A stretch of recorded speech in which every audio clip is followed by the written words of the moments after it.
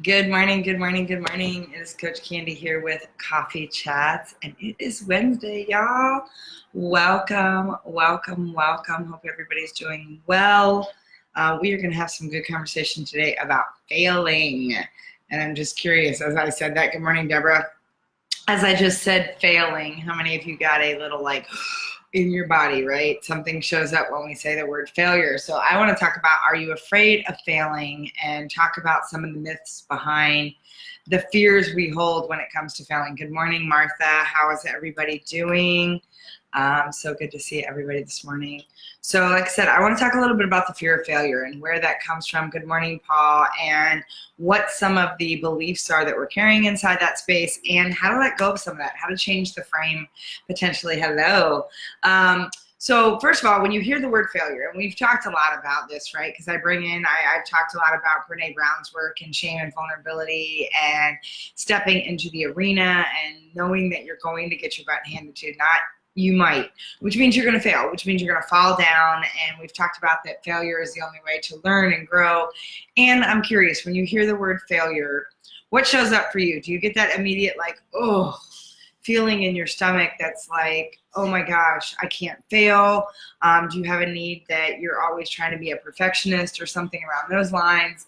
And so what I want to do is I want to talk about what the fear of failure really is, and what it's not, and how you can reframe that. I've got 3 ways that you can reframe failure. So first and foremost, I want you to realize that failure it's not as much about your fear of failure as it is your fear of what other people are going to think about your failure. And so I want you to let that digest for just a moment.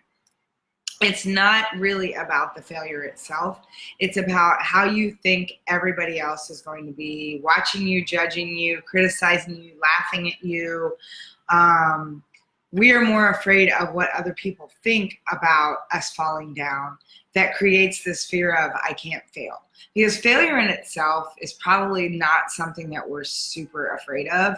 It's the connotation and the context all around it. I would also challenge people that while the fear of failure is one side of the equation, and it's more about how people judge you, it's more about, what they're going to do if you fail, how people are watching you, what they're going to say, what they're going to do.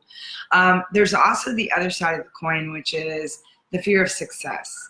And I would tell you, in all of my work, in my own career and experiences, the fear of success is far more prevalent than the fear of failure. And a lot of people fight back initially and they'll say, please, I don't mind being successful. Do you? To what level? Because we all put these upper limits, we all put these beliefs and things in place. And what we don't realize is oftentimes we have a space that says, I can only be this successful, or I don't want to be too successful, because there's a lot of responsibility that comes with that. And I know that was a big one for me earlier in my career. I didn't want the responsibility that went with being a leader and showing up and serving at my highest and best capacity. I wanted room to be able to hide and cop out. And so oftentimes it's not about the fear of failure at all. It's either about the fear of being judged and criticized, or it's the fear of success and the responsibility that comes with it. So I want you to think about that for a minute. Where are you on that spectrum? Because oftentimes the failure in itself, just to fall, is like us being a little kid trying to learn to walk. If no one was watching us, we don't care as much as if eyes are upon us. What does that mean in terms of, oh, what do people think about me if I can't get this right? Or, oh, what do people think about me if I can? And so it's more around the space of perception and more how people show up with us and what they expect from us and what we get tapped on the shoulder for. And so I want you to realize that, your fear of failure may not actually be the fear of failure. It's more about expectations, it's more about criticism, it's more about judgment. And so I want you to really think about where that might be showing up for you, right? Because when you think about the fact that we sit around and we're like, oh, I'm so afraid to fail. Is that really what you're afraid of, or is there a bigger underlying message underneath it? So what I want to do is I want to share 3 frames with you around, good morning, Carol, around the fear of failure. And talking about the fact that it's probably not the fear of failure anyway. It's either the fear of being judged and criticized, or it's the fear of success and the expectations and responsibility that come with that. And so what I want you to do is I want you to think, okay, where are you at? Good morning, Jeff. Welcome. I want you to think about where you are along that spectrum, right? Because the fear of failure in itself is probably not as daunting as what happens when we fall down, what people are going to say, how they're going to look at us, what they're going to criticize, what they're going to judge, or, wow, I just created this opportunity. Because once you have that breakthrough, and again, if you remember, breakthrough is not this big, enormous, dynamic thing. It's something that's as small as the minute you have more access to information than what you had a minute before. So when you have more knowledge or you have other options and you make a different choice, you've had a breakthrough. And so oftentimes when we have the breakthrough and we succeed, we have fear about the fact that, oh no, now I just raised the bar. Now I got to be playing at this level all the time. I get that from my clients all the time who are like, oh, now I have to play at this level, because again, it gives you that space where you can't cop out, where you can't back up and say, well, I didn't know better. Because once you know better, you can't make that excuse anymore, right? So oftentimes the fear of failure is not about failure. And I'm just going to stress that a couple times, because it really is ultimately the fear of how people are going to perceive your failure, which is more the fear of judgment and criticism, or what's going to come along with that in terms of expectations and responsibilities, which is the fear of success. So when we think about failure, let's think about 3 frames. The first frame is why you fail and what you can gain from the perceived failure, right?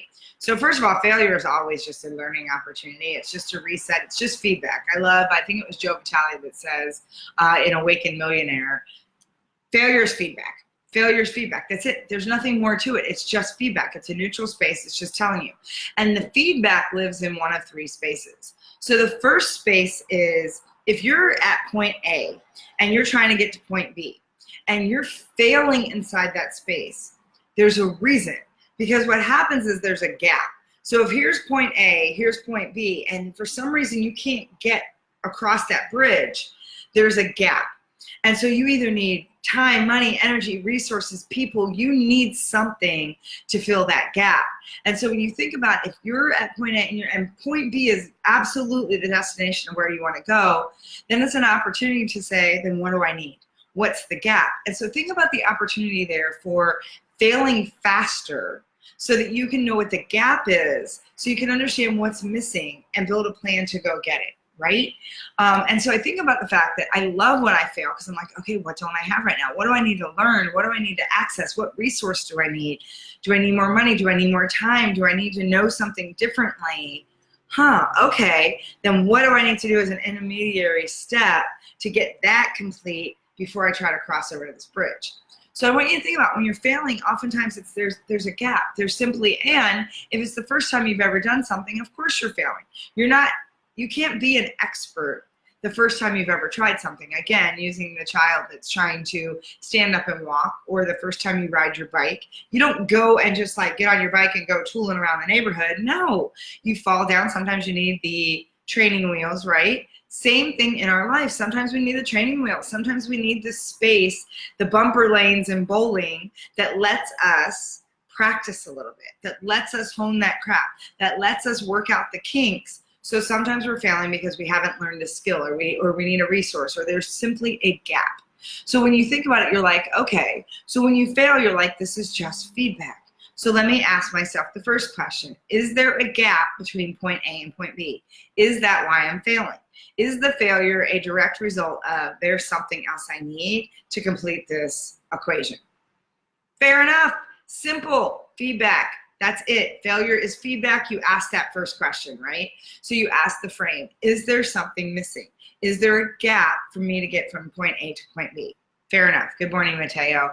So then you get into the second space, or the second question, which is, and for some of you who are walking around saying, I'm so busy. Oh, I can't possibly spin another plate. I have so much going on. It's crazy. You're failing because it's an opportunity to drop all those plates.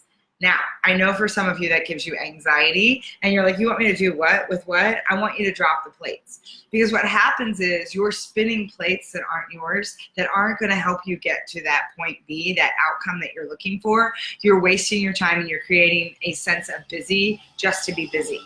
And so I want you to think about, are you spinning too many plates? And think about the quote from Einstein. about how he failed 10,000 times before he got it right. And I'm sure somewhere in all that 10,000, he found something else that was pretty amazing. Because think about 3M's story, right? One of my favorite things in the world is these little things. Look at this. I got like every color of the rainbow. I got pink around here. I got whatever. These are my favorite thing on the planet. I'm not kidding. I love school supplies. Anyway, you all know I have an addiction. And I want you to think about the fact that this came from a failure. There was never an intention or design to create a 3M Post-it. Never happened. The glue inside that's on the back of these was actually designed for something else in a completely different capacity. And what happened was when they were testing the glue, it wasn't strong enough. Yet it was creating this wave where papers could stick and they could be pulled apart. And all of a sudden someone said, wow, what if we actually created a way that people could have a tab of paper that could be like for an instantaneous thought, pull it off, rip it away, and you know, it was something that could be used sort of as an intermediary. It wouldn't have to be long term. We could create this thing. It came from a failure. 10,000 times Einstein failed before he got it right. That's the quote, right? So when you think about the fact that some of you who are busy for the sake of being busy, some of you who are overwhelmed because you have so many plates in the air that you're spinning, perhaps it's time for you to drop the plates. Perhaps it's time for you to realize that the equation is not yours. And so here's another analogy I want to give you. We walk around and most of us, we're watching other people all the time and we think, oh, I want some of that too. I want to create that. I want to do that. And so we look at them and we watch them and we're like, okay, if I want 2, then I know that 1 and 1 is the equation, right? Because does anybody, and mathematically, I don't mean philosophically or, yes, I was going to say, I don't ever quote quotes, right? So thank you, Mateo. Edison says, I have not failed. I just found 10,000 ways that won't work. Same thing, right? Interpret it any way you want. Many of life's failures are people who did not realize how close they were to success when they gave up. Also true, which is going to be my third point in just a moment. So the second point is I want you to realize that mathematically I want to have this conversation. Spiritually and philosophically, I actually would argue with it or challenge it. But 1 + 1 is 2. Mathematically, that's what we've been taught. Mathematically, 1 + 1 is 2, unless you're doing new concept core math, which is a whole nother topic that I can get on, and don't even get me started about how that's not real math. Anyway, I digress. So 1 + 1 is 2. Now, isn't it also true mathematically that so is the square root of 4? So is 3 - 1. So is 2 × 2. So is 296 - 294. So is, and I can go on and on and on, because isn't it also true mathematically that there is an infinite number of numbers available to us? So then why do we get so hung up that if we're failing and we're trying to do 1 + 1 is 2, we don't give ourselves permission to go, maybe that's not my equation. Maybe 1 and 1 is not the way for me to get to 2. Maybe that works for Mateo or for Carol or for somebody else, but maybe maybe it's not working because that's not the way I'm supposed to get to 2. And again, it's one of those plates you get to drop to the floor and say, that's not my equation. What if I tried the square root of 4? Well, that one doesn't work either. What if I tried? And there's infinite possibilities to redirect, to reset. And here's the kicker in that analogy, or metaphor, I should say, that if all the equations you keep trying aren't working because 2 is where you think you want to go, maybe it's time to reset your outcome, because maybe 3, 4, or 5 is really the space that you want to be instead, because there's also an infinite number of solutions available to us. Well, there's an infinite number of paths and there's an infinite number of outcomes. And so when you're getting stuck, so the first space is, okay, there might be a gap. I need to know what I need to do to bridge the gap from point A to point B. Tools, resources, skills, money, people, whatever it might be, there's a gap. Okay, so that's the first question.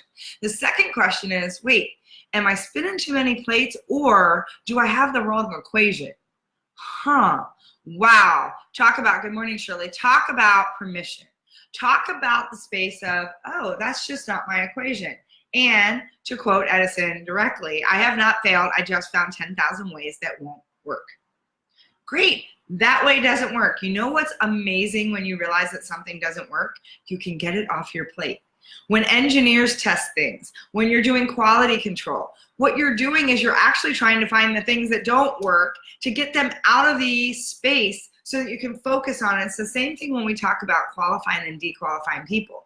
Sometimes you got to get rid of the waste first before you can get into a space to say, oh, this is the path that I want to be on, and let that drop in. And so I want you to think about, is it the wrong equation? Or do you have like 4,000 plates spinning and you need to be focused on 3? And we've talked a lot about priorities and focus management and things in that space. And I want you to realize that sometimes we're failing because we have too many things going on and we're not able to focus appropriately. Or we're failing because we have the wrong equation and we're too busy comparing ourselves to somebody else that's driving to 2. And we're like, 1 and 1 is 2. 1 and 1 is 2. It's got to be. Good morning, Herbie. And what we don't realize is that's not our equation. It never was our equation. And every time we try to do it, we're going to fail because that's not the path we need to take to get there. And so the first space is, where's the gap? Ask yourself, is there a gap? The second place is, am I too busy that I can't focus? So I'm spinning too many plates, or do I have the wrong equation? And so that's the first strategy. The second strategy, and now the third strategy is, and this goes to what Mateo was just saying, that sometimes we're so close to success we give up. Think about all those moments in your life where you're like, I don't know if I can do this. I just don't know. You know, man, I don't know if I can do this, right? Thank you, Jeff. You don't know if you can do this. And what's Mateo saying here? The great thing about this in business is you can see what types of math work. Not the exact formula, but the family math. The tree, this means while your math may be different, there's always a way forward, always. Yes, there's always a way. And I'm very adamant. You know how I feel about where there's a will, there's not a way. Where there's a will, there's you. If you are very clear that this is what you're driving towards, there is always a path to get there. Might not be easy, might not be anywhere close to the path that you thought, but there is always a path to get you there. It's just a matter of whether or not you're willing to change your perspective, whether or not you're willing to look at a different equation, whether or not you're willing to look at this from a different vantage point. Or is failing at, yes, and I will tell you, first attempt in learning, absolutely. I love when we come up with acronyms for things. And I absolutely think that's a space, because success does not happen when you accomplish something. That is not the success. The success is falling down and getting back up. It's, you know, fall seven times, stand up 8, right? When you think about, and Brene Brown's really clear, look, if you're gonna be in the arena, if you're gonna stretch yourself to your next level, if you're going to embrace the new, if you're going to try to grow and elevate your own level of consciousness and leadership, you will, not you might, you will get your ass handed to you, which means you will fail. If it is something that you have never done before, you will fail. Because here's the thing, failing is the only way. It's the only path to growth. And I really need you to kind of like let that drop in. The only way we grow, the only way we succeed is ultimately through our overcoming those milestones of failures, those setbacks, those challenges that strengthen us, that give us the perseverance, that allow us to see the third piece, our full capability, capacity, and potential. Most of us have no idea what we have available to us, already in us, that we've not been tapping into. Because I want you to think about, do you feel like most people are tapping into their potential? Do you feel like you are tapping into your potential? And the answer is probably no. Because what happens is there's this loop of potential creates our actions, which creates our results, which creates our beliefs. And what happens is, for many of us, our beliefs are diminished or they're small. And so the smaller our beliefs, the smaller our true value that we put on our own capabilities, our capacity, and our potential, the less we tap into untapped potential, the less we put massive action out there that could be scary and risky, and then we get half-assed results as a result, right? And so I want you to think about, most of us have no idea our full capacity, capabilities, and potential. So think about those things where you're like, I don't know how I'm going to do this. And something inside you, there was a fire that kind of stoked, and you were like, come hell or high water, where there's a will, there's a Candy Barone. Where there's a will, there's me. I am going to figure this out. and remember that moment. Remember that moment when you actually did.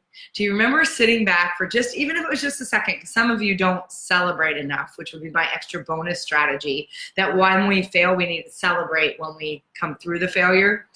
We need to have those milestones to celebrate that we dug in, that we came the challenge or the obstacle, that we were able to persevere. We need to celebrate that. And do you remember that moment though, when you have that breakthrough, when you have that moment where you're like, holy crap, look at me. You sit back and you're like, holy crap, I can't believe I just did that. That was amazing. Wow. And you do that little until the shame comes in and you're like, oh, I shouldn't be proud of myself. I shouldn't. Yes, you should. Pat yourself on the back, because what happens is you just tapped into another level of potential. You just tapped into, and if you're not willing to go big enough, where you know you could get your ass handed to you, where you know you're going to fall in the arena, where you know that you're going to get bloody and marred and your knees are going to get skinned, if you are not willing to go that big, you are never, and know that failure is an option. That failure is going to happen at some point along that spectrum. If you are not willing to go that deep, you will never, ever succeed at a level that is taking you to the next level of anything.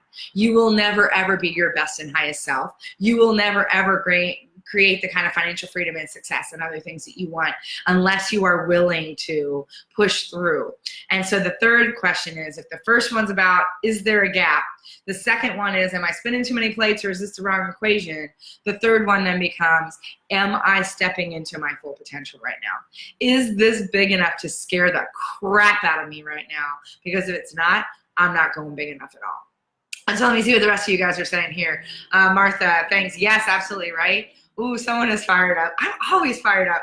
I haven't seen the hashtag in a while. I love it. A damn you Candy Barone. Haven't seen the damn you Candy Barone in a long time. Man, I guess today was that day. Love it. I gotta get my count right. For those of you that don't know what that means, I have a arbitrary metric that I like to get 10 damn you Candy Barones, because it means I'm getting into something that's meaty and juicy and something that's waking you up. And it's been a while. I need to up my game a little bit, I think. Thank you, Martha. I love that. Hashtag DYCB. Love it. Jeff, good job, Candy. Keep it up. Got to run, but enjoy the inspirational message this morning. Thank you, Jeff. So great to have you here. So that's what I want you guys to walk away with today. I want you to walk away with those 3 frames plus that 4th one that's a bonus. And the first one is, if you're failing, ask yourself, is there a gap? Is there just something I need? A tool, resource, money, time, skill, person, something. There's a gap, and build a plan and fill the gap. Great. Awesome. Easy peasy. Second is, am I spinning too many plates, or do I have the wrong equation? Am I too busy worrying about what the Joneses are doing, or the other person across the street, or my quote competitor, which is a whole nother conversation we're going to have. There's no such thing. And am I focused on the right equation for me? Period. Done. Number 3, am I stepping into my full potential? Am I challenging myself to do something that scares the living crap out of me? If not, I am not even close to going big enough. So therefore, I need to jump into, I'm not in the arena. If it doesn't scare me, if I don't know that I can get bloodied and marred and kicked around a little bit, I am not in the arena. It's time to put myself in the arena. And the 4th one is, are you celebrating the milestones and the victories along the way? Because if you're not, you need to create a way to celebrate when you fail, when you persevere, when you kick a little butt, when your persistence kicks in and that voice says, where there's a will, there's me. Come hell or high water, there is a me. Game on, let's do this. And to drop in that space of commitment and conviction that says, this scares me, I think this is the equation, let's go. And when you pass through that, you sit back and you say, look at me. Look at me. I said I could and I did. And you just then fill that bucket of belief and that bucket of conviction, and that cycle keeps continuing. So that's what I got for you guys this morning. Let's see, Herbie, I can tell when you're fired when you start talking fast, waving arms and amplifying your volume. It's definitely a good thing. Yes, I would imagine you know quite well when I'm amped up, being that we've known each other for, 30 years now. So funny. Yes, it's called passion. It's called passion. It's called I'm Italian, and you know what? It just is what it is. So I love it. Yes, I'm amped up because it really when I think about what holds people back, when I think about the limiting beliefs, the nonsense, the monkey mind that's going on between your two ears, when we're too much in a head space and not in a heart space, and when we don't give ourselves permission to show up because we're afraid of something. And again, ultimately, failure is not about being afraid of failure. Failure is usually about being afraid of what people think, how they're going to judge you, how they're going to criticize you, or failure is about actually succeeding and the expectations and responsibility that come with it. Because if you really look at where your fear of failure is coming from, I will tell you it's probably in one of those two spaces. So note that too, that your failure is not, yes, expect failure, plan for failure. Amen to that. The best minds, the most successful contributors of the most dynamic leaders create systems of failure. Your enemies will show you more than your levers. Your competitors will reveal your gaps faster. If you do not capture as much of every failure, nobody else is robbing yourself of money. Absolutely. And here's the thing. I have clients that are like, what? When I'm like, so tell me what's the one thing you're going to do personally today? What's the one thing you're going to do professionally? And here's the one that always gets them to gasp is when I go, how are you going to fail today? And they're like, what? I'm like, how are you going to fail today? Because if you are not doing something every day where you're failing, I love it. Too damn you, Candy Brooms. Love that. Thanks, Mateo. Good. I'm glad you're fired up. You and I are meeting in about an hour, so that's ought to be fun. Good luck, people in the coffee shop. So I want you to think about that space of, when you are sitting there and thinking about what you're going to do in the day. In the morning when you set your intentions is to plan, how am I going to go so big that I know failure is an option. That failure, I remember, and my last story for you as I leave, when I went whitewater rafting up in Alaska, Hope, Alaska, several years ago, they don't take you out if the water is above 11 feet. Well, it was 10.8 that day. So we're talking true class 4, class 5s. In fact, the third turn was a true class 5. If you've never been on a class 5 rapids, let me tell you, it is the biggest adrenaline rush, and it will scare the absolute crap out of you. Not even kidding, especially when you sign a waiver to do the first 2 runs that are like, okay, here's what happens. You're signing a waiver. Who's your contact? The third waiver literally says in the language, death is a possibility. Talk about putting yourself in a space to say. Now, mind you, this was pre-Peyton. I don't do those kinds of extreme sports and risk anymore because I have someone at home who depends on me. And so I have a little bit different filter in terms of some of those crazy things I used to do, like run across on trams across the rapids, rock climbing up the side of mountains in Alaska, whitewater rapids, the things that I've done, backpacking up in crazy terrain. And again, pre-Peyton. But at that time I remember looking, going, I guess I'm going big today. When you actually see in the language, death is a possibility, and then sign your name, you're like, I'm showing up and going big. And I have to tell you, we had a run that went really, really hard. It was like being thrown in a washing machine at full speed. And one of my friends got thrown from our raft. And fortunately, she had practiced enough to flip back, come back in the eddy and work. And then we had another raft that came up and actually jammed up into us, which worked to our advantage, because what it did is it created another little eddy space where we could grab Amy, pull her in, and then we had too much weight up front. We're going into the nose of these rapids. And I remember our trainer what do you want to call it, our instructor, our leader, whoever he was, because we weren't ones that sat in the raft and let him do all the work. We sat on the edges and were digging in. It was awesome. And he grabbed her and someone else and just yanked them back, because at that point we were completely nosediving into the rapids. And when we had done the whole spinning around, I had actually got my finger stuck in the where the extra oar was, the extra paddle was. And there are pictures, because they have people stationed, where you can see me going completely underwater. And at one point the panic started to come in. I'm like, oh my God, I'm going to die. I'm underwater. And then I remembered, what goes down must come up. Just breathe. We got to come back up at some point. And so I just waited, and you can see the progression of me going under, and you can see the progression of me going up. And it was like the most wild experience ever. That, my heart was out of my chest. I was sweating through my wetsuit, which it was 38 degrees in the water, so it was cold as shit. And I remember we were all panting when we finally made it back to the land, and we were and as soon as the adrenaline came down, all 5 of us went, want to so do that again. It was like the biggest rush because, again, it goes into that space of not knowing your potential, your capacity, your capabilities. And when you're willing to go so big that that failure is absolutely a possibility and probably likely going to happen, when you come through that, it's the most amazing experience. And so the last thing I'm going to leave you with, a guide, thank you. Yes, I couldn't think of what the hell they were called.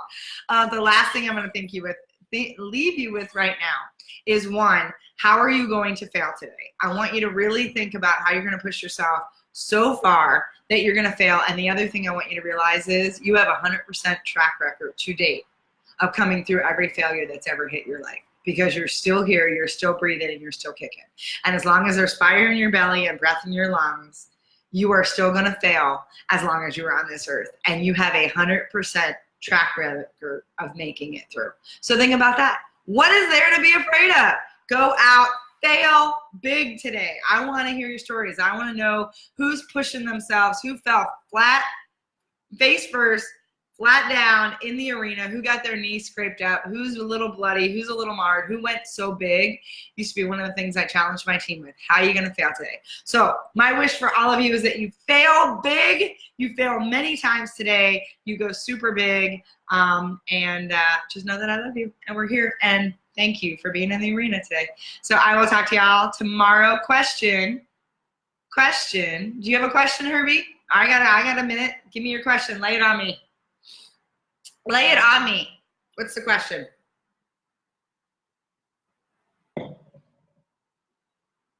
Hello, Renee.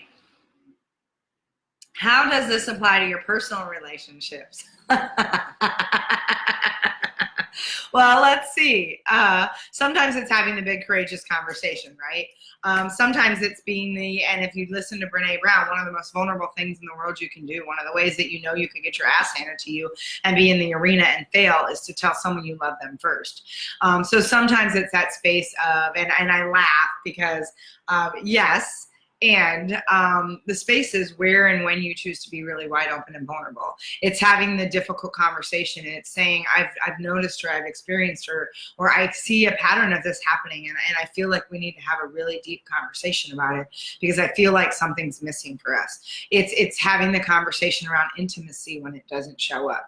It's, hey, Renee, it's the space of not feeling seen in your relationship or not seeing your partner. It's being able to come back when maybe you were really crappy to your partner because you were dealing with your stuff, and coming back and saying, I was out of line. I wasn't available for you. I want to be available for you now. Those are the ways that you set yourself up to fail, because with failure comes vulnerability, and any space that we're truly being vulnerable, there's a risk of failure. And so when I say, how are you going to fail today? How are you going to fail big? It's how are you going to let yourself be wide open and vulnerable? And in your personal relationships, that's one of the scariest places.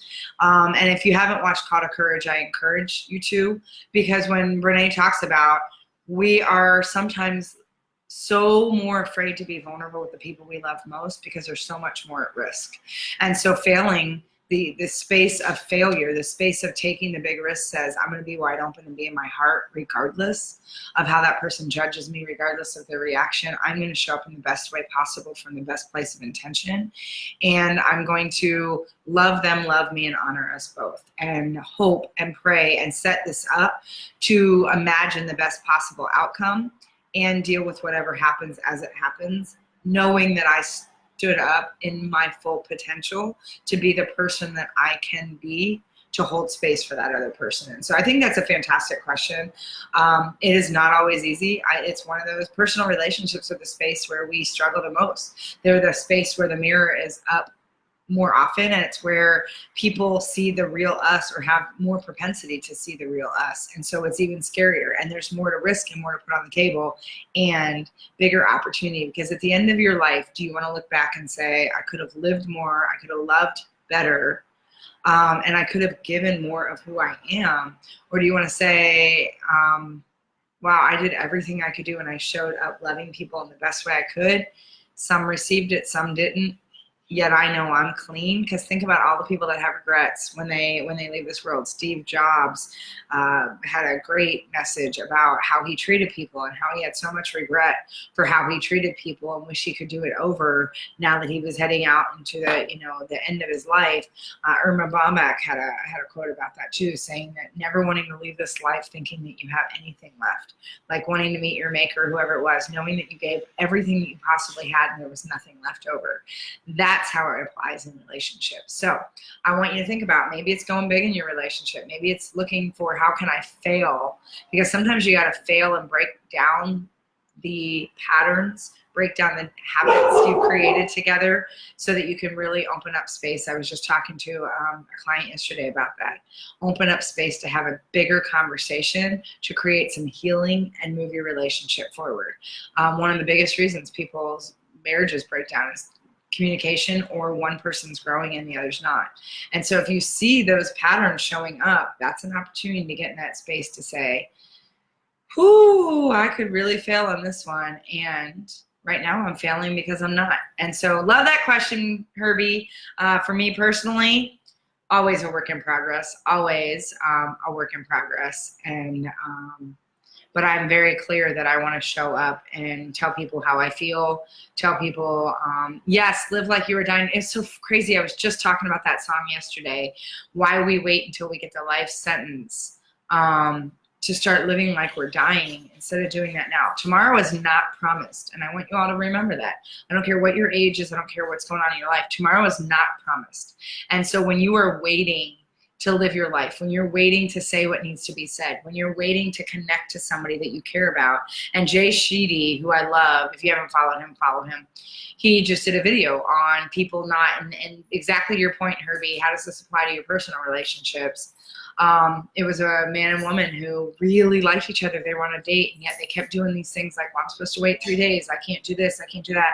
To where you get the implication that one of them gets hit by a bus. Like literally, it's the analogy around that.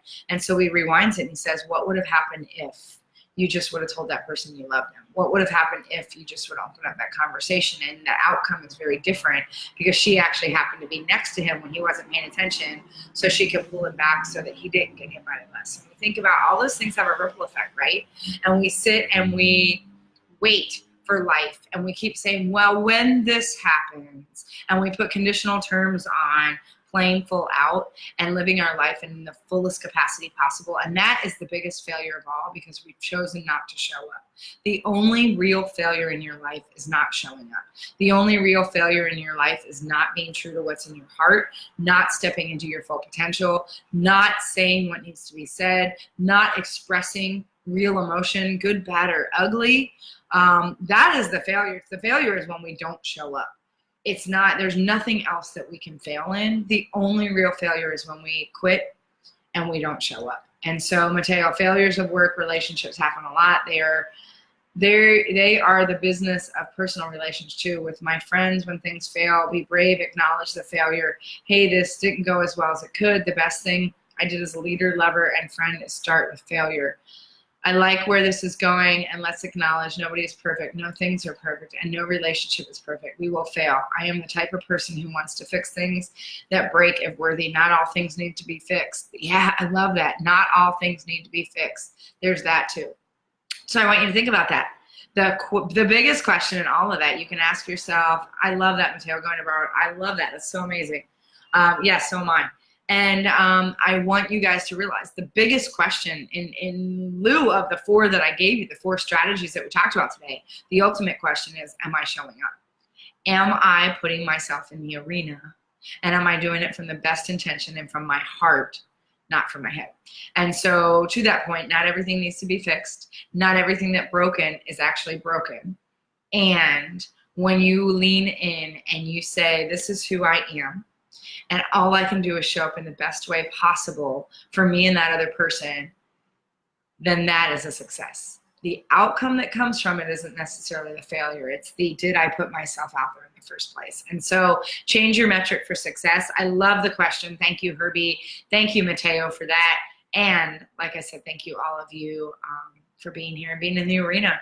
This is awesome. So once again, whether it's personal, whether it's business, whether it's for you, just yourself, how are you going to go so big today that failure is a possibility? I want you to go so big that it scares you. So have a great Wednesday, everybody. I love you. Rock out your Wednesday. Have a lot of wonder. Think about all the possibilities. If you find yourself stuck, ask, is there a gap and I need to get something?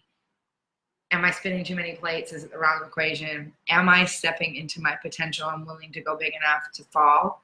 And am I celebrating all the victories and ways that I have persevered and known that where there's a will, there's me.